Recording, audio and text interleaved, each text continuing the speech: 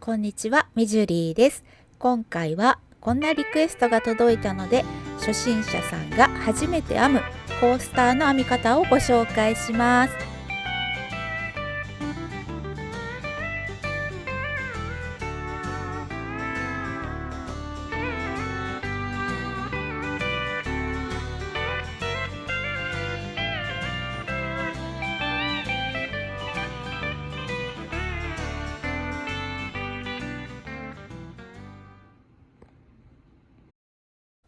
使う道具と材料はこちらです。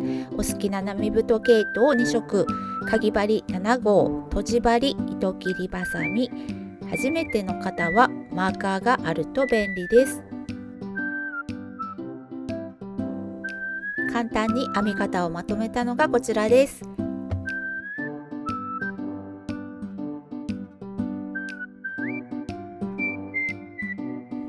仕上がりサイズと毛糸の使用グラム数がこちらです。今回私が使用した毛糸は七色彩色ネオンカラーという毛糸です。100円ショップに売っている七色彩色とは色展開が違っていて、こちらのネオンタイプはネットショップでのみの販売となっていると思いますので、よかったら楽天ルームご覧ください。ネオンカラーはポイント使いに使えるので私はよく使うのですが、こちらのネオンカラーはすごく激しいネオンじゃなくてちょっと優しいネオンなので初心者さんでも使いやすいネオンカラーかなと思います。こちらはカラーナンバー5番水色。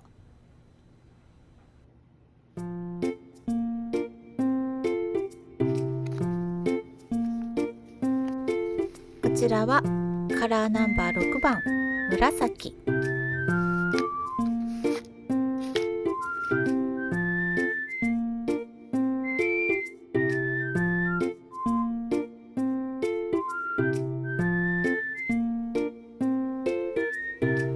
ちらはカラーナンバー2番グリーン。ネットショップを見てみるとイメージは蛍光マーカーのようなネオンカラー、鮮やかですがホワイト混じりの木調でマイルドで使いやすい色合いに仕上げましたと書いてます。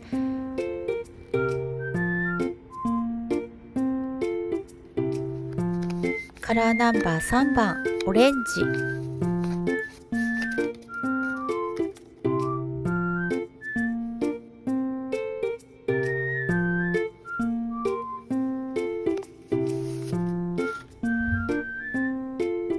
カラーナンバー1番イエロー。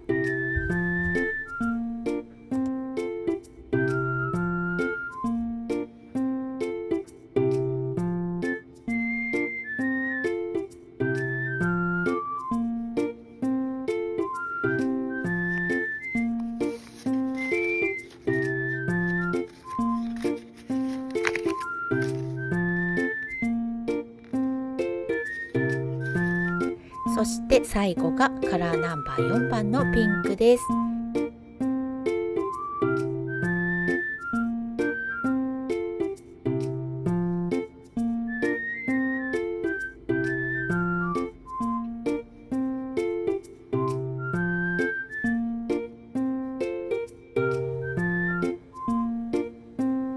どの色もすごく可愛くて、どれとどれを合わせても可愛い配色になるような色展開になってます。ピンクと紫も可愛いし、ピンクとイエローも、ピンクとオレンジも可愛い。グリーンとブルーやパープルとブルーも可愛いですよね。ぜひ6色持っていただけるといろいろ使えると思います。毛糸の紹介はこの辺にして作り方のご紹介をしていきます。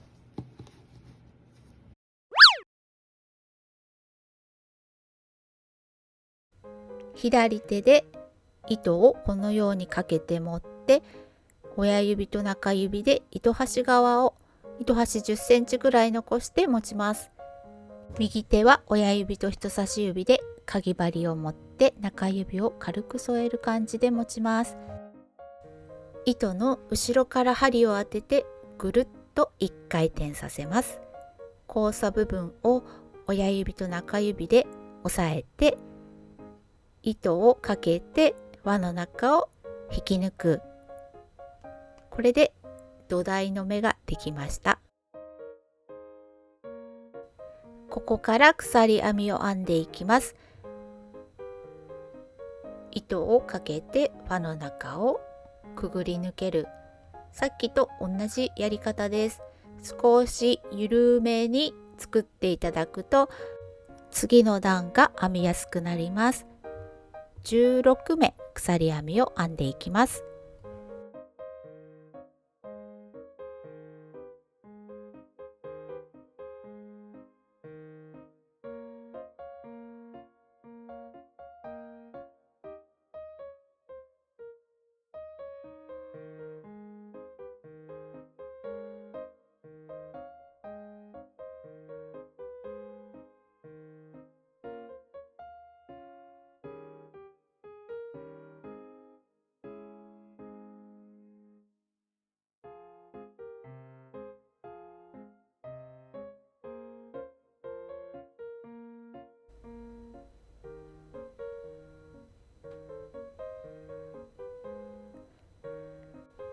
16目編めました。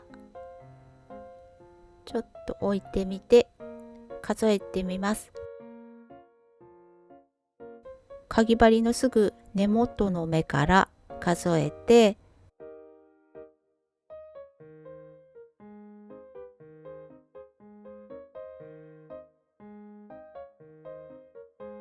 1,2,3,4,5,6,7,8,9,10,11,12,13,14,15,16最初に作ったのは土台の目なので数えません。16個あれば大丈夫です。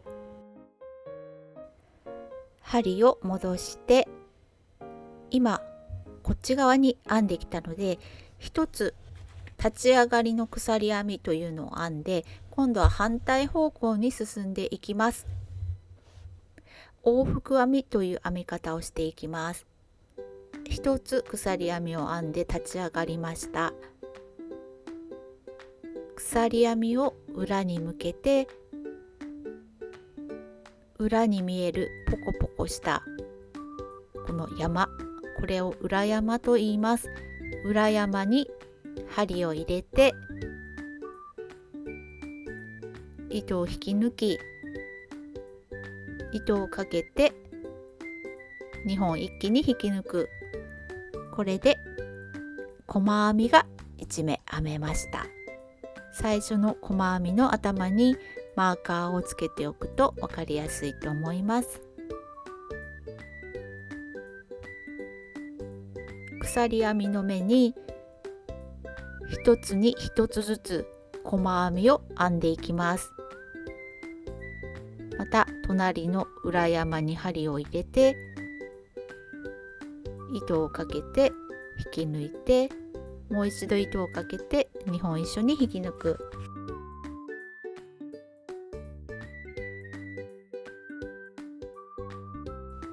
先ほど鎖編みを少し緩めに編んでと言ったのですが、この裏山を編んでいくときに針がすごく入れにくくなっちゃうのでちょっと緩めに編んでとお願いしました。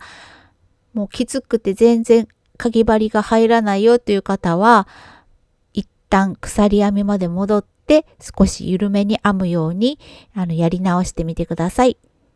鎖編みをどうしても緩く編めないという方は鎖編みを編む時だけかぎ針の号数を1号大きいものにしてで、細編みを編む時にまた元の号数のものに変えるという方法もあります。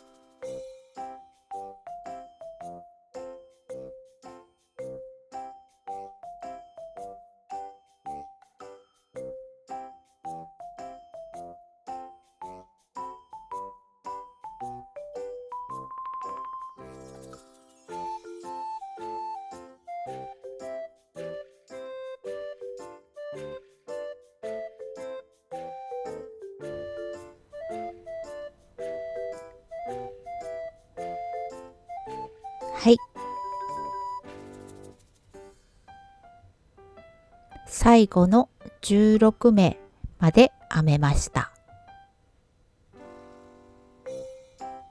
ここで一旦数えてみます。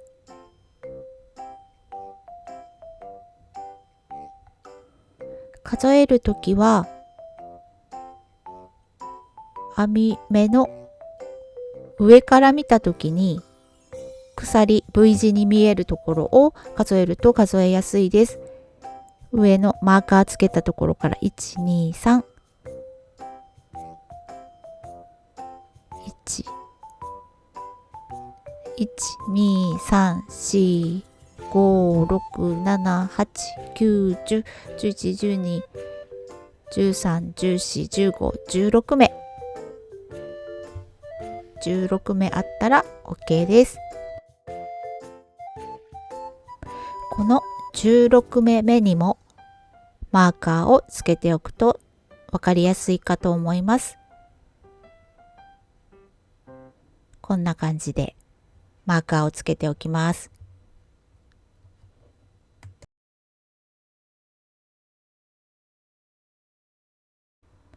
輪に針を戻して立ち上がりの鎖編みを1回、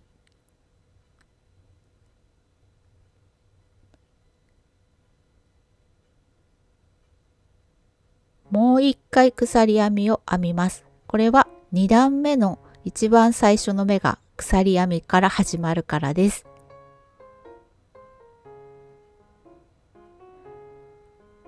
マーカーをつけたところを1つ飛ばして、その隣の目に針を入れて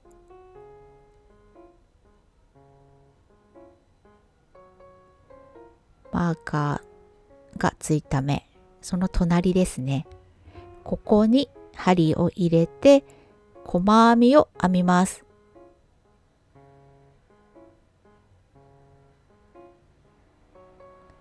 細編みを1回、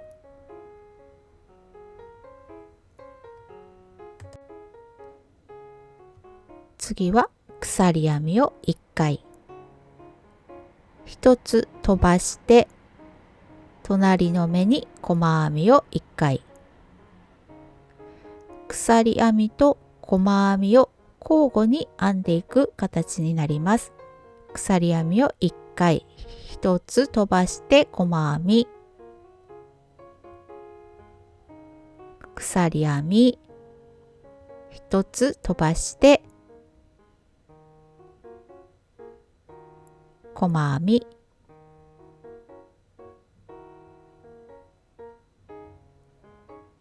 鎖編み、1つ飛ばして細編み、これを最後の目まで続けていきます。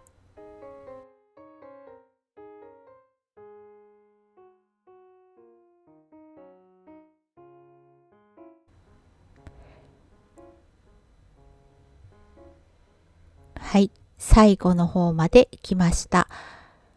鎖編み1回、1つ飛ばして一番最後の目がマーカーをつけたところ、ここに細編みが来ます。マーカーを外して細編み、これで1段終わりです。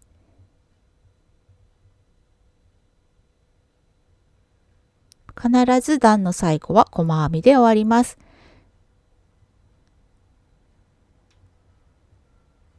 最後の目にマーカーをつけておきましょう。はじめは立ち上がりの鎖編みを1回と一番最初の鎖編みを1回、全部で2個鎖編みを編んでひっくり返してマーカーのついた最初の目は飛ばしてその隣の目から細編みを編むのですが、3段目からは前段で鎖編みを編んだところ、この鎖編みの下にできた穴、触るとわかるのですが、この穴ぼこの中に細編みを編み入れていきます。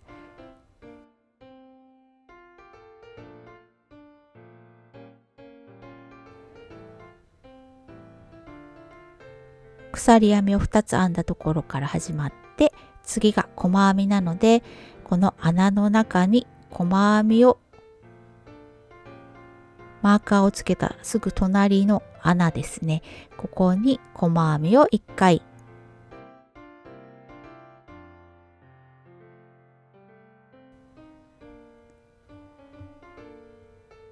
最初の目に印をつけておきたいので、鎖編みの2つ目、2個目の鎖編みにマーカーをつけておきます。次は鎖編みを1回。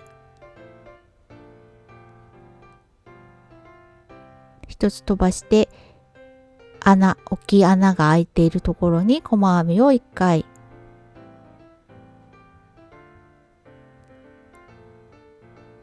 鎖編みを1回。穴の中に細編みを1回。鎖編みを1回。次の穴に細編みを1回。これを繰り返していきます。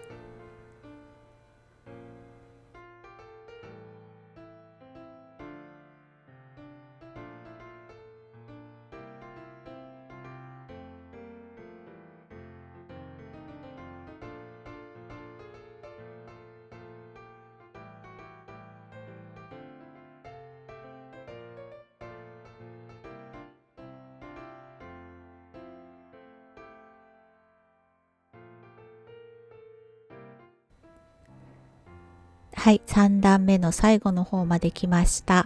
最後は必ず細編みで終わります。鎖編みを2回編んで裏返す。段の始まりは必ず鎖編みを2回編みます。段の最後は細編みで終わります。それを間違えなければ大丈夫です。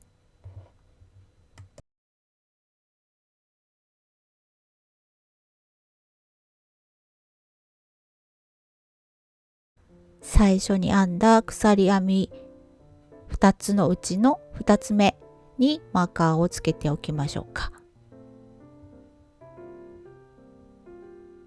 今細編みを編んだので、次が鎖編み。次は穴の中に細編み、鎖編み、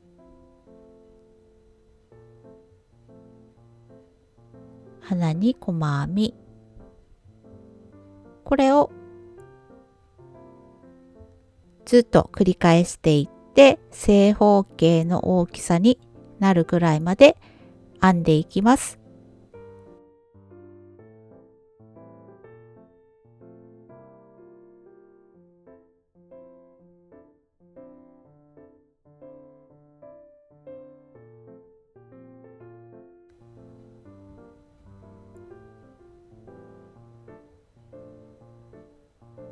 細編みを編んで鎖編み、一番最後は必ず細編みで終わります。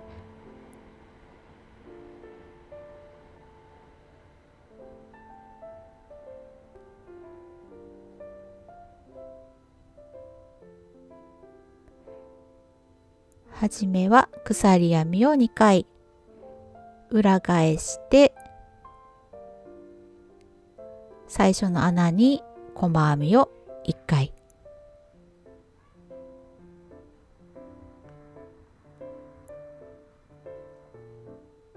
慣れてきたらマーカーはつけなくても大丈夫です。今細編みを編んだので、次が鎖編み、細編み、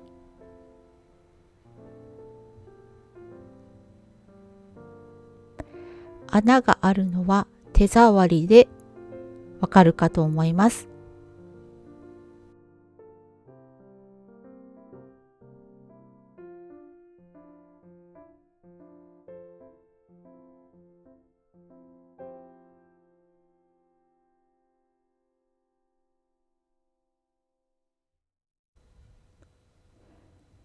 細編みと鎖編みだけで編める米編みという模様編みになります。とっても簡単で間違いにくいので、初心者さんにもおすすめの編み方になります。例えば、こんなブランケットの縁編みをするときもヨネ編みで編んだりします。色を変えるとまた表情が変わって面白いです。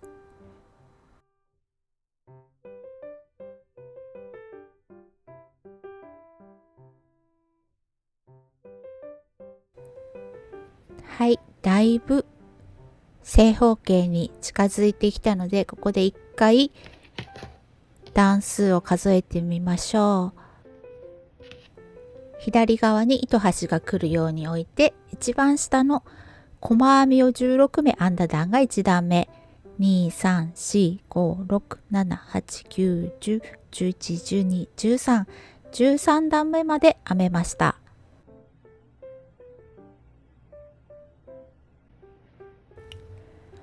もう一段だけヨネ編みを編んでいきます。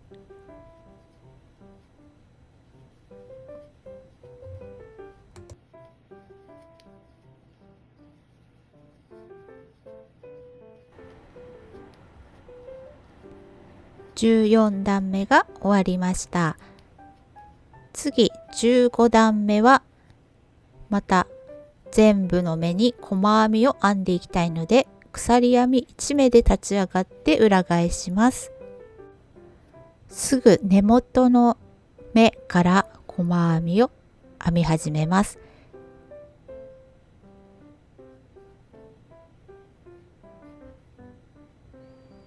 前段の細編みの頭に細編み、鎖編みの穴のところに細編み、全部の目に細編みを編んで16目編んでいきます。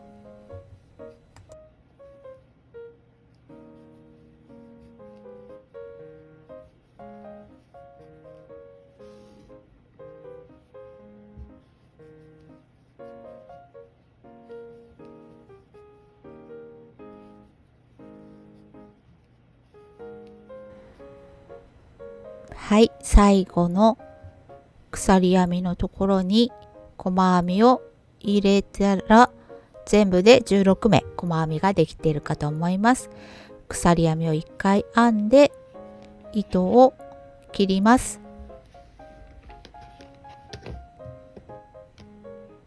すぐに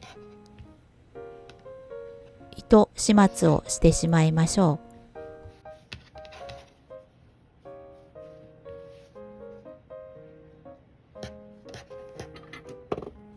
とじ針に糸を通すときはこのように2つ折りにして入れると入れやすいです。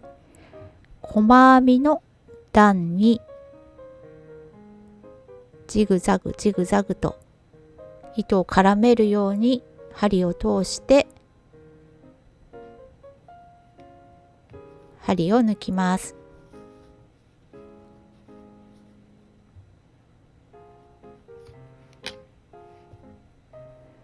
少し引っ張り気味にして糸を切ります。最初の糸端も同じように糸始末してしまいます。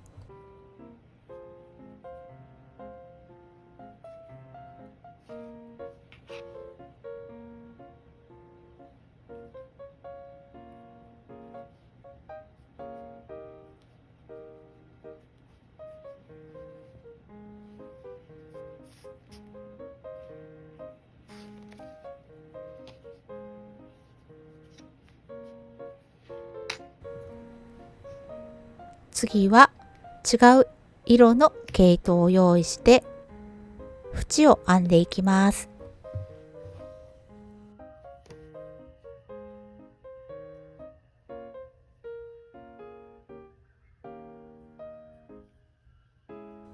最後の段の細編みの1目目に針を入れて、後ろで糸を引っ掛けて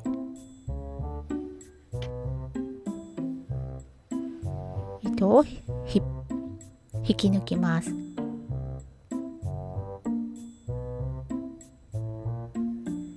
一端は10センチぐらい残しておきます。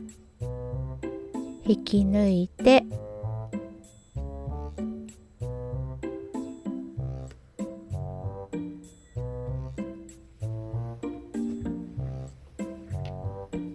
鎖編みを1回編みます。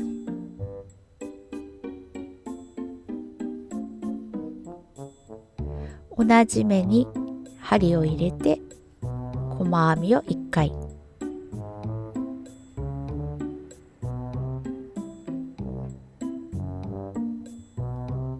縁編みは鎖編みを3回、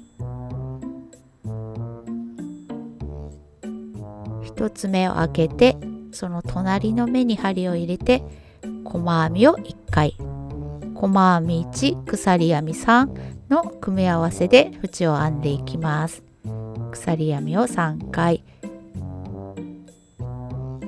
1目開けてその隣に細編み。なぜか縁を編むときにかぎ針の号数を変えて編んでしまっているのですが、皆さんは気にせず7号で編んでください。なぜか6号になってました。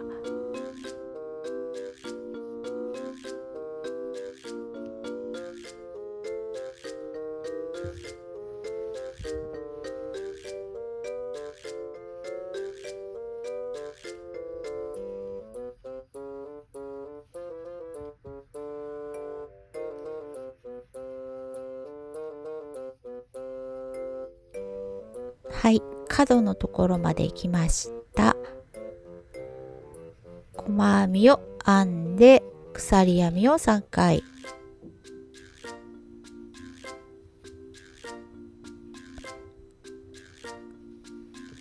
くるっと編み地の向きを変えて、今度は側面を拾って編んでいきます。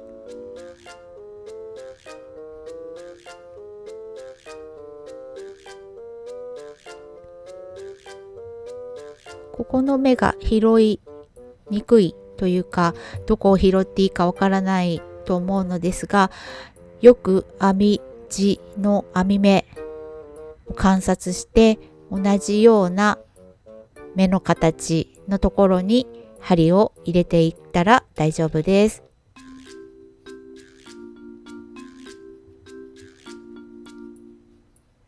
細編み1回、鎖編み3回、同じように縁編みを編んでいきます。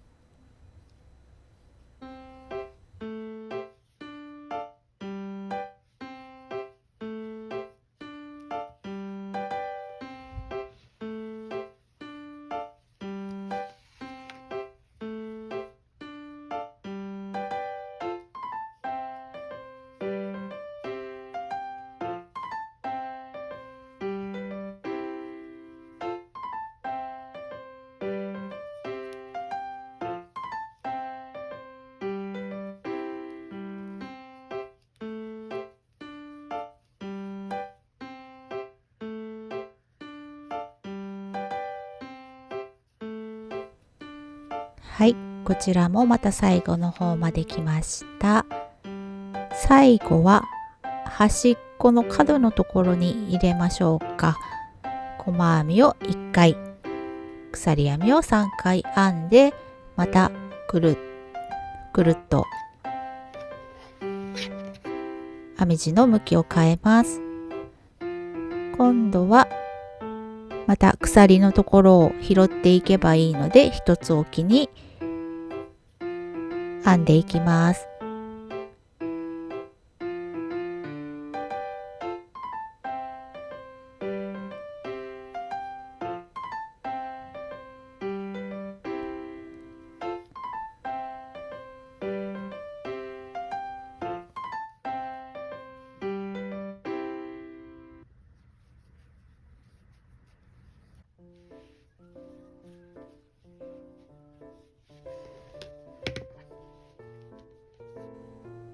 少しぐらい間違えても大丈夫なので、あまり神経質にならずになんとなく等間隔になってれば大丈夫です。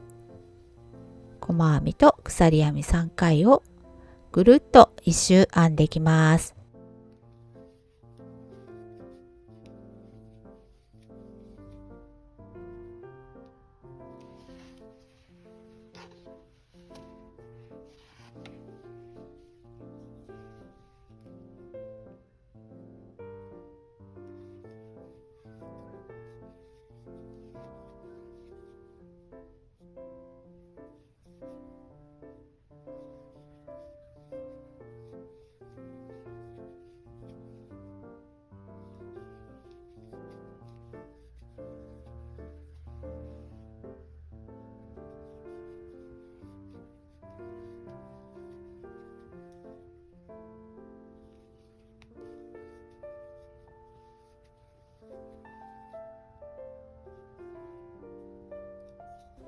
一周してきたので、最後は一番最初の目に針を入れて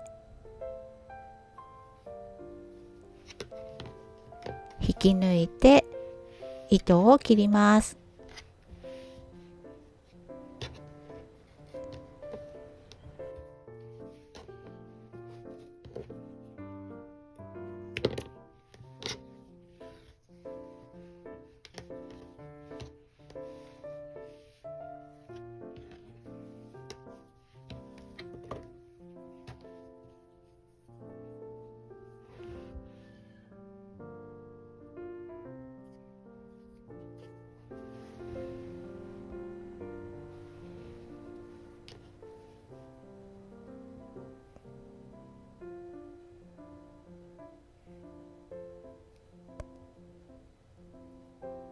こちらも2本の糸を裏で糸始末していきます。同じ色のところで糸始末をした方が綺麗に仕上がるので、この鎖編みの目に同じ色のところに通して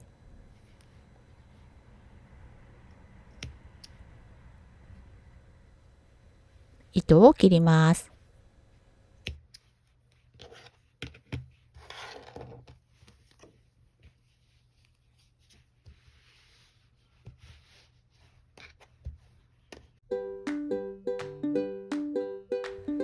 はい、いかがでしたか？皆さん編めましたか？少しぐらい下手だなっていうのも味になるので全然大丈夫です。最初はみんなそんなもんです。編み物は自由に編むのが楽しいので、本当に、楽しんでいただけるのが一番です。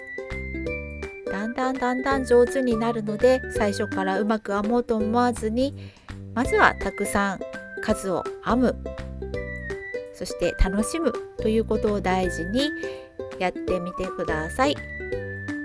色を変えてこんな風にいろんな色で編むとまた違った雰囲気を楽しめますし、サイズを変えたい場合は、今回は16目鎖編み16目でスタートしたのですが、偶数目であればいろんなサイズで編めるので、もうちょっとちっちゃくしたいとか大きくしたいとか糸を変えてみたいとか、そういう時も応用ができるものをご紹介したので、自分なりにアレンジして作ってみてください。はい、ちなみになんですが、同じ毛糸で作ったポンポンをつけても可愛いと思います。私は何でもポンポンをつけるの好きです。可愛いですよね。違う色のポンポンをアクセントにしても可愛いですし、同じ色で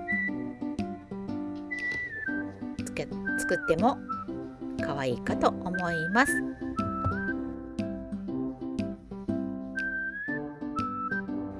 ショート動画の方で編み物作家が夫に編み物を教えてみたという企画をやっているのですが、編み物初心者の夫が初めて編んだコースターがこちらです。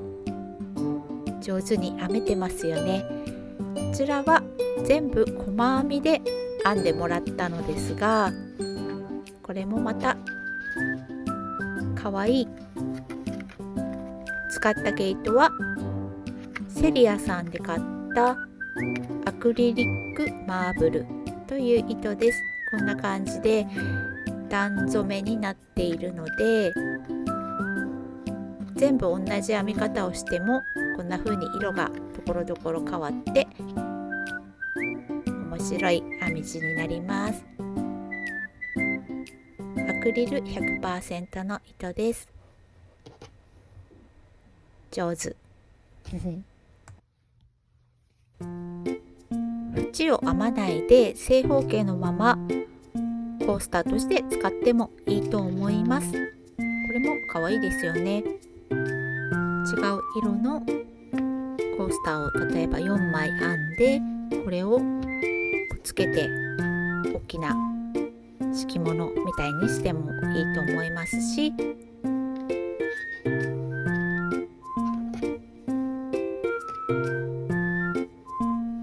バッグとかにもできそうですよね。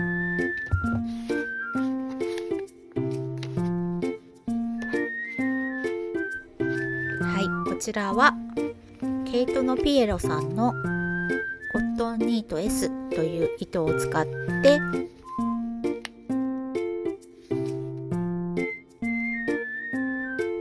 ニッタオルを編んでみました。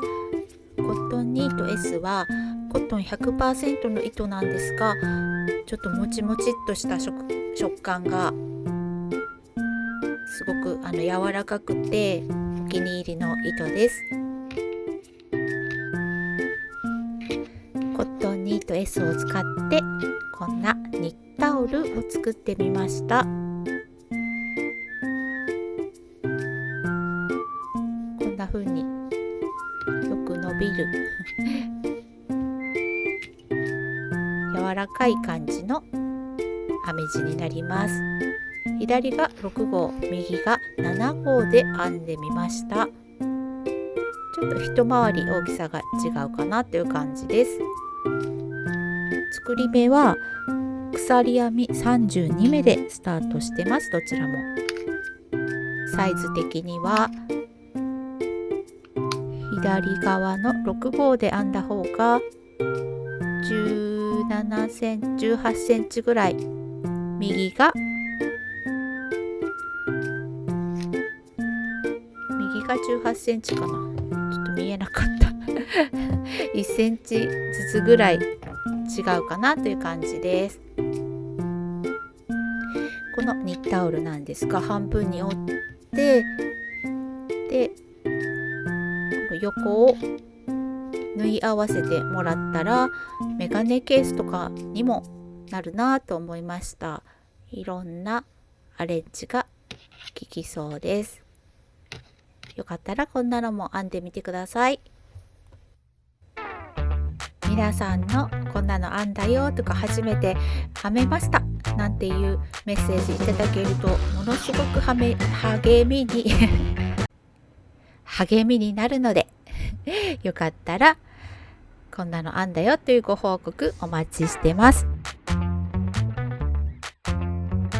それでは今日も最後まで見てくださりありがとうございました。また次の動画でお会いしましょう。バイバイ。